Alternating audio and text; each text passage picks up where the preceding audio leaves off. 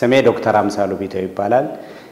በሙያዬ ውስጥ ሕክምና ስፔሻሊስት የሳምባና የጽኑ ህሙማን ስፔሻሊስት የምሰራው በአዲስ አበባ ዩኒቨርሲቲ የጥቁር አንበሳ ስፔሻላይዝድ ሆስፒታል። የሳምባ መቆጣት የምንለው በእርግጥ ለመተርጎም በጣም ይከብዳል። ኢንተርስቲሻል ላንግ ዲዚዝ የምንለውን ለመተርጎም ነው።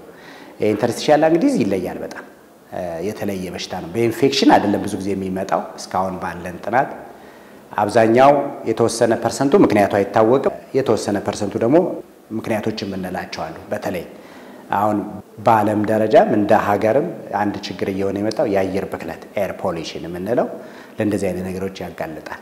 ሁለተኛ የስራ ተጋላጭነት ኦኩፔሽናል ኤክስፖዠር የምንለው ሲሚንቶ ፋብሪካ፣ ኮተን ፋብሪካ፣ የጥጥ ፋብሪካዎች ውስጥ የሚሰሩ የተለያዩ ብረታ ብረት የሚያቀልጡ ፋብሪካዎች፣ ጋራጅ ሜካኒኮች፣ ወፍጮ ቤት እንደዚህ ሁሉ የሚሰሩት እንዲያውም በግብርናውም ኢንዱስትሪ ውስጥ የሚሰሩትን ሁሉ ሳይቀር እነሱ ሁሉ ሳምባቸው ውስጥ የሆነ ነገር ከሚተነፍሱት ነገር እንዲቆጣ ያደርገዋል።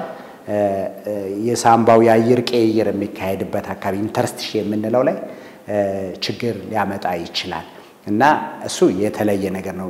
ሌላም ክላይሜት ቼንጅ ራሱ የራሱ ተጓዳኝ ተዋጽኦ አለው። በዓለም ላይ እንደ አንድ ከፍ እንዳለ ችግር ከምናያቸው የሳምባ ችግሮች ይሄ ነው። ኢንተርስቲሻል ላንግ ዲዚዝ ወይም ደግሞ ከኢንፌክሽን ውጭ የሆነ የሳምባ መቆጣት ነው። ብዙ ጊዜ ይሄ ቀስ ያለ የሚመጣ በሽታ ነው።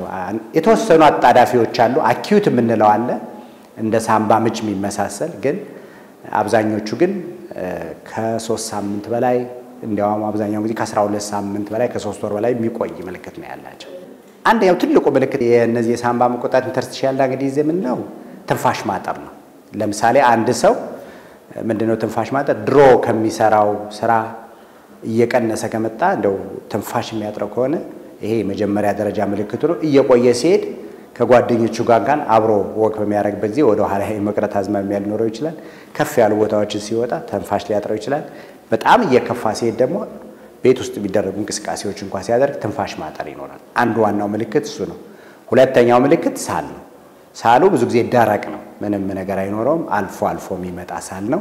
ብን የሚል ሳል ይኖራቸዋል እና ሳል ከአቅም ማጣት ወይም ከትንፋሽ ማጠር ጋር ካለ ያው ብዙ ነገሮች ልብ ህመም እንደዛ ነው ሲጀምረው የሚያደርገው። ግን አንዱና ዋናው ሰው ባለሙያ ማማከር ያለበት ይሄ ኢንተርስቲሻል ላንግ ዲዚዝ የሚለው እንዳይከሰት ነው።